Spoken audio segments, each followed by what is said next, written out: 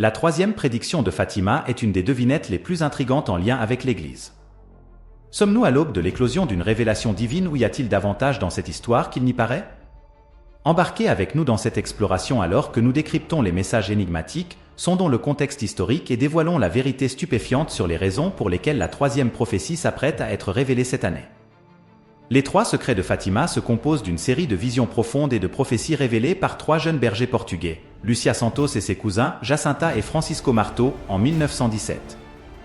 Le trio a affirmé avoir été visité par la Vierge Marie à 6 reprises, entre mai et octobre de cette année-là, visite céleste désormais connue sous le nom de Notre-Dame de Fatima.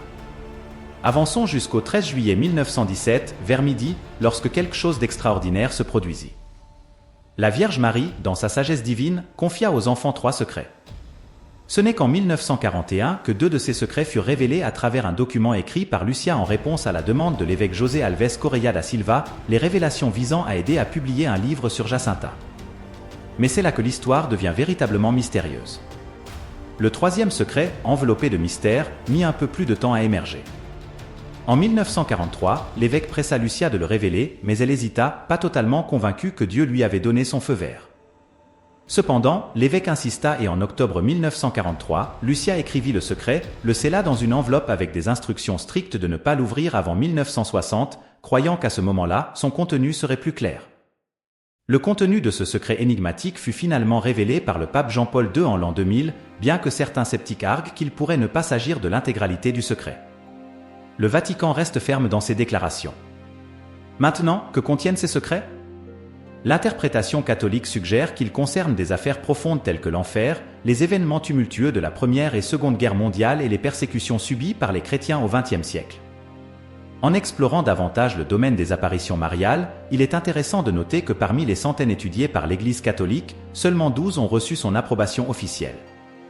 Étonnamment, 9 de ces occurrences se sont produites entre 1830 et 1933. Cette petite fraction d'événements reconnus invite à réfléchir sur leur signification.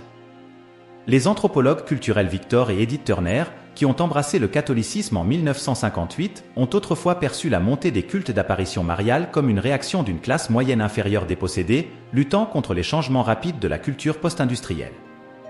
Zoomons maintenant sur Lucia Santos, une des figures clés des révélations de Fatima. C'est ici que les choses deviennent vraiment captivantes. À l'âge de 14 ans, elle fut envoyée à l'école des Sœurs de Sainte-Dorothée à Villars, près de Porto. En 1928, Lucia franchit une étape supplémentaire en devenant postulante au couvent de Dorothéen à Tuy, juste de l'autre côté de la frontière espagnole.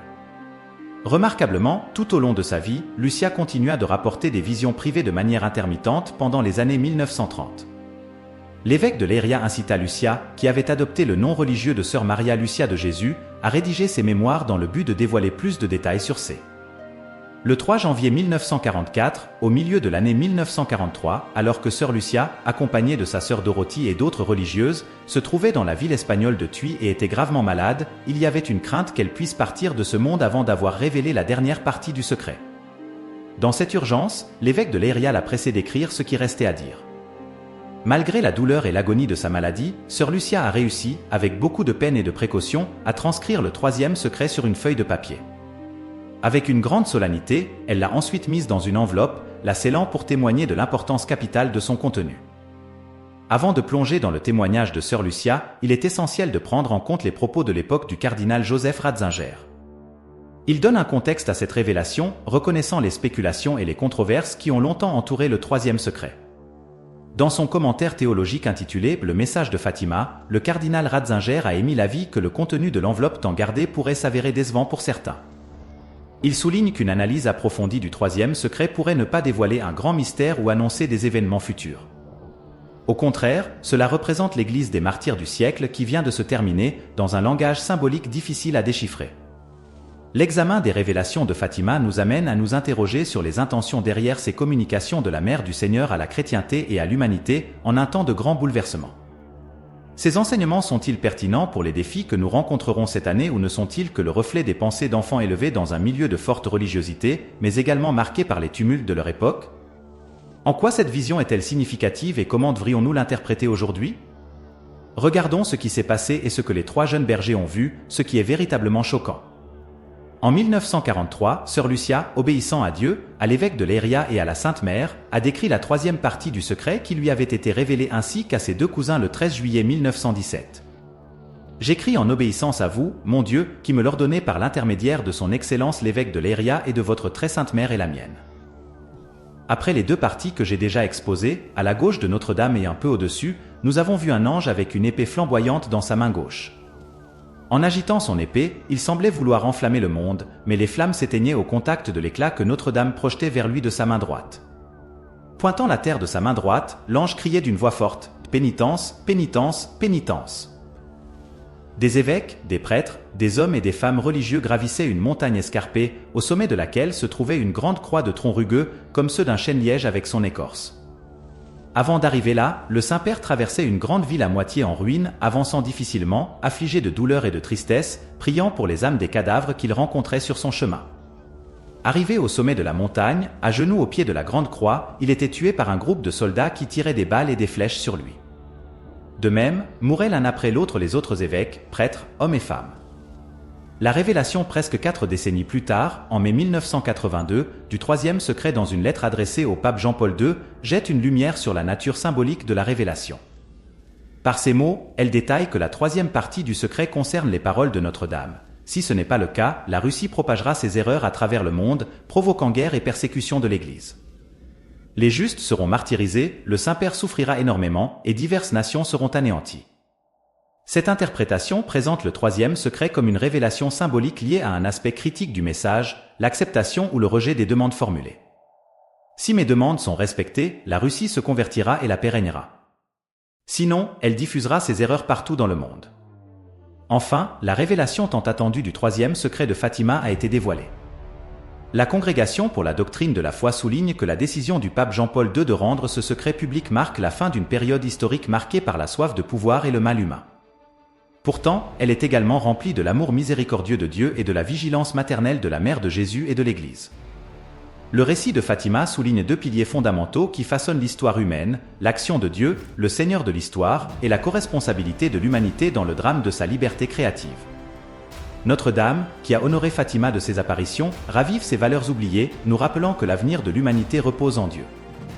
Elle souligne que nous ne sommes pas de simples observateurs passifs, mais des partenaires actifs et responsables dans la création de notre avenir commun. Le troisième secret, gardé jusqu'en 1960, a marqué un moment pivot dans l'histoire de l'Église. Sœur Lucia, chargée du secret, a rencontré de la résistance pour le révéler, mais a réussi à le placer dans les archives secrètes du Saint-Office en 1957. Le pape Jean Xilly, en 1959, a hésité à divulguer le secret et le pape Paul VI, en 1965, a choisi de le garder scellé, le renvoyant aux archives. Le voile du secret a persisté jusqu'à un moment crucial, suite à la tentative d'assassinat contre le pape Jean-Paul II en 1981. Se tournant vers Fatima pour trouver du réconfort et lisant le troisième secret, il a cru que la Sainte Mère était intervenue, sauvant sa vie le 64e anniversaire de ses apparitions. La controverse entourant la révélation publique en 2000, avec des doutes sur l'authenticité et des théories du complot, a été confrontée. En réponse aux doutes, la Congrégation pour la doctrine de la foi dans le message de Fatima a souligné l'authenticité du texte révélé. Sœur Lucia a confirmé la version du Vatican, affirmant que tout avait été publié et qu'aucun secret ne restait. Les notions de révélation cachée ont été dissipées, Sœur Lucia déclarant que si elle avait reçu de nouveaux messages, elle les aurait communiqués directement au Saint-Père avant son décès en 2005. Sœur Lucia a veillé à ce que les paroles et les messages de Notre-Dame soient révélés au monde au moment approprié. La consécration du monde, y compris la Russie, au cœur immaculé de Marie, avait été faite de manière appropriée, répondant aux souhaits de la Mère bénie. La controverse entourant le troisième secret, alimentée par la spéculation et le soupçon, a été abordée, apportant un sens de clarté et de finalité aux révélations historiques de Fatima.